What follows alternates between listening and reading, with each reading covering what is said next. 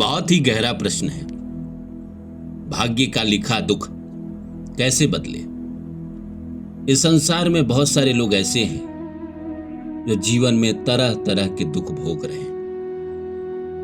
कोई शरीर का दुख भोग रहा है, तरह तरह की बीमारी उसको परेशान कर रही है। कोई जिंदगी में अकेलेपन से परेशान है, किसी की शादी नहीं हो रही है, किसी के बच्चे नहीं हो रहे, कोई पैसा नहीं कमा पा रहा है, कोई जिंदगी में सफल नहीं हो पा रहा है, तो कोई अपने इच्छाओं के कारण ही दुखी है, कोई नशा नहीं छोड़ पा रहा है।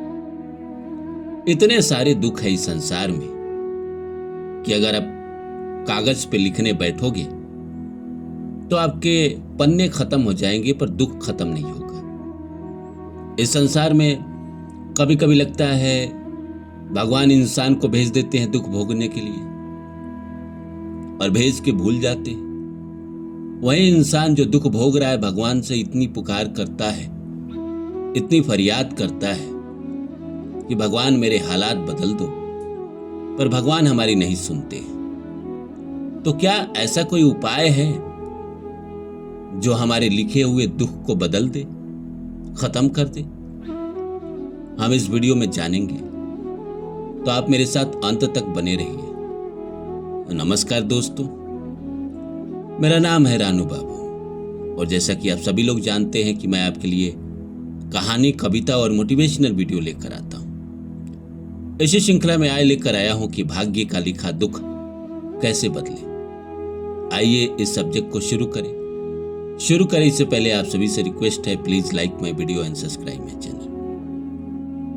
दोस्तों, इस संसार में हर आदमी जिंदगी में चाहता है कि जो उसके जीवन में दुख चल रहा है वो खत्म हो जाए। दुख की घड़ी में ऐसा होता है कि इंसान सोचता है कि चाहे जैसे तैसे भी हो, कम से कम ये दुख मेरे जिंदगी से जाए। इंसान के शरीर में कोई परेशानी होती है तो इंसान कर्ज लेकर ऑपरेशन कराता है, लेकिन कराता है। वो कहता है कि इस दुख के साथ मुझसे जिया ना जाएगा। लेकिन जिंदगी ही जब अगर दुख बन गई हो तो उसका क्या उपाय है? उपाय है दोस्त, ऐसा नहीं है कि उपाय ना है, उपाय है। दुख खत्म तभी होगा जब आप अपने कर्म बदल दोगे। अगर आपने अपने कर्म बदल दिए तो आपकी जिंदगी से दुख खत्म हो जाएगा। क्या कर्म बदलने हैं? अगर कल तक आप बुरे कर्म कर रहे हैं तो आज से अच्छे कर्म करिए। धीरे धीरे आप देखेंगे कि आपकी जिंदगी में जो दुख चल रहा है वो खत्म हो गया। अब लोग कहेंगे मैंने जीवन भर अच्छे कर्म किए। अब मैं कैसे बताऊं कि अच्छे कर्म की परिभाषा और बुरे कर्म की परिभाषा क्या है? अगर आप किसी के प्रति सोच भी रहे हैं ना गलत, वो भी बुरा कर्म है। देखिए, बुरे कर्म का पैमाना आप नहीं लगा सकते। बुरा कर्म यह है कि किसी आदमी ने एक जमीन धोखे से हड़प लिया और उस जमीन पे उसने मकान बनाया और मकान के पैसे रेंट लेकर वो अपने अकाउंट में रखा और आप उससे मिले और उसने कहा कि तुम मेरा ये काम कर दो, और उसने आपसे काम कराया और आपको 5,000 10,000 रुपया दिया। वो जो उसने पैसे कमाए थे वो गलत तरीके से कमाए थे और उसने उसी पैसे से आपको दिया, तो उसका दशांश आपको लग गया, जबकि आपने तो ईमानदारी की थी, आपने तो अच्छे से कर्म किया था। पर जिस आदमी से आपने पैसे लिए उसने गलत तरीके से पैसे कमाए थे, तो उसका जो पाप है उसके कुछ अंश आपने भी ले लिए। कहां बचेंगे आप? कितना बचेंगे आप? इस संसार में बचना बड़ा मुश्किल है। आज के जमाने में लोग कहेंगे मैं पूरी तरह ईमानदारी का कर्म करता हूं, सवाल ही नहीं है। इस संसार में तभी आप बचेंगे जब आप सन्यासी हो जाओ या किसान हो जाओ। किसान हो जाओ, अपना खेती से खुद अन्न पैदा करो, खाओ पियो रहो, अन्न बेचो और खाओ पियो रहो, तो आप सुखी रहोगे। बेईमानी का पैसा खाएंगे तो भी दुख भोगना पड़ता है। आपके किसी दोस्त ने किसी से जबरदस्ती पैसा छीना हो और उसने आपको चाय पिलाया, उसका भी दुख भोगना पड़ेगा। आपको किसी ने अपने सास का या दयादिन का या किसी दोस्त का बुराई किया और आपने बैठ के उसकी बुराई सुनी, उसका भी कुछ अंश आपको भोगना पड़ेगा। कहां तक बचेंगे आप? पता है ना, हमारे शास्त्र में लोग दूर से नमस्कार करते थे, आज लोग हाथ मिलाते हैं। क्यों हाथ मिलाना मना था? क्योंकि अगर कोई पापी आदमी आपसे आके हाथ मिला रहा है और उसने गलत तरीके से पैसे कमाए हैं, किसी को सताया है, किसी को रुलाया है, वो आपसे हाथ मिला रहा है, थोड़ी सी एनर्जी आपको भी दे रहा है। कितना बचेंगे आप? ये सारे कर्म अगर आप सुधार लेते हैं, सिर्फ अच्छे कर्म पे आप रहते हैं, तब तो आप बच जाएंगे। लेकिन बचना बड़ा मुश्किल है। मैं तो नहीं बच पाता हूं। मैंने कोई काम किया, YouTube पे ही वीडियो बनाया या किसी की कुंडली देखी, और वह इंसान मुझे कहां से पैसा दिया, कैसे दिया, मुझे तो पता नहीं। आपने भी किसी का काम किया, उस इंसान ने आपको ईमानदारी का पैसा दिया या बेईमानी का पैसा दिया, आपको पता नहीं। आपके जो बॉस है, वो हो सकता है कि जो पैसे कमा रहे वो गलत तरीके से कमा रहे और उसी से आपकी सैलरी दे रहे हैं, तो कुछ पाप आप भी ले रहे हैं।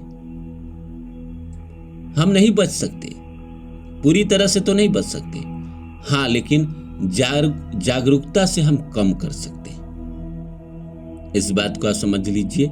जब आप जागरूक हो जाएंगे तो आपके जीवन में पाप कर्म कम हो जाएगा, और हम जो कहीं से कुछ ले रहे हैं और कुछ अंश हमको मिलता है, तो हमारे शास्त्र में कहा भी तो गया है कि दशांश दान करो। कौन करता है? अगर आप 1 लाख रुपये कमा रहे हैं तो कहा जाता है 10,000 दान करो। आप करते हैं? नहीं करते हैं। 10 रुपया देकर तो आप 3 दिन तक फूले नहीं समाते। 10,000 कहां से कोई देगा? दान कहां से करेगा? 10,000 कमा रहा है तो कहा जा रहा है 1,000 दान करो। और शास्त्र में जो 1,000 दान करने की बात कही गई थी, या 1 लाख कमा रहे हैं और 10,000 दान करने की जो बात कही गई थी, वो इसीलिए कही गई थी कि भाई तुम कहीं से पैसे कमा रहे हो सकता है वो आदमी गलत तरीके से कमाया हो और उसी पैसे से तुमको काम करा के पैसा दे रहा है, तो उसका जो कुछ पाप तुम्हारे ऊपर आ रहा है, जब तुम दशांश दान कर दोगे तो वो पाप तुम्हारे यहां से चला जाएगा। इतनी गहराई थी। हमारा शास्त्र, हमारे ऋषि मुनि बेवकूफ नहीं थे, महाज्ञानी थे, लेकिन हम सब कहां इसकी परवाह करते हैं। हम तो बस सोचते हैं कि हमारे जीवन में सब अच्छा होता रहे, हमारे पास घर हो, गाड़ी हो, सब हो, अच्छी बीबी हो। अब आपकी बीबी कोई पाप कर रही है, उसका भी कुछ भोगना पड़ेगा आपको। आप उसके साथ सो रहे हैं, उसके साथ खा रहे हैं, हम बिस्तर हो रहे हैं, फिजिकल हो रहे हैं, वो पीछे में क्या पाप कर रही है? तो थोड़ा थोड़ा सबका भोगना पड़ता है। इसीलिए आप अपने आप को बचा सकते हैं, अपने आप पे कंट्रोल कर सकते हैं। आसपास कैसे करेंगे? इसीलिए कहा जाता है कि दान पुण्य करेंगे आप तो आपके पुण्य कर्म ज्यादा एक्टिव रहेंगे। जब पुण्य कर्म ज्यादा एक्टिव रहेंगे और पाप धीरे धीरे कम होते जाएंगे, जागरूकता के साथ अगर आपने पाप कम कर दिया और पुण्य कर्म बढ़ा दिया, भगवान का नाम जप शुरू कर दिया, लोगों की मदद करनी शुरू कर दी, दान पुण्य करना शुरू कर दिया, जितनी आपकी शक्ति है, 10 रुपए की शक्ति है 10 रुपए करो, तो फिर आप देखोगे कि आपकी जिंदगी स्वतः बदलनी शुरू हो गई और आप भाग्य का लिखा दुख भी खत्म कर दोगे, उसको बदल दोगे। वो इसलिए नहीं बदल रहा है कि हमें पता नहीं है ना हम किसका किए गए कर्म का पाप भोग रहे हैं, अपना तो भोग ही रहे हैं। और कई जन्मों से हम इसी तरह की जिंदगी जिए हैं, दूसरों से लिए हैं, उसने अच्छे कर्म करके दिए, बुरे कर्म करके दिए, उसका हम कुछ हिस्सा लेकर अपनी जिंदगी में जी रहे। इसलिए बड़ा सोच समझ के पैसा भी लेना पड़ता है। कौन पापी है, कौन अच्छे आदमी है।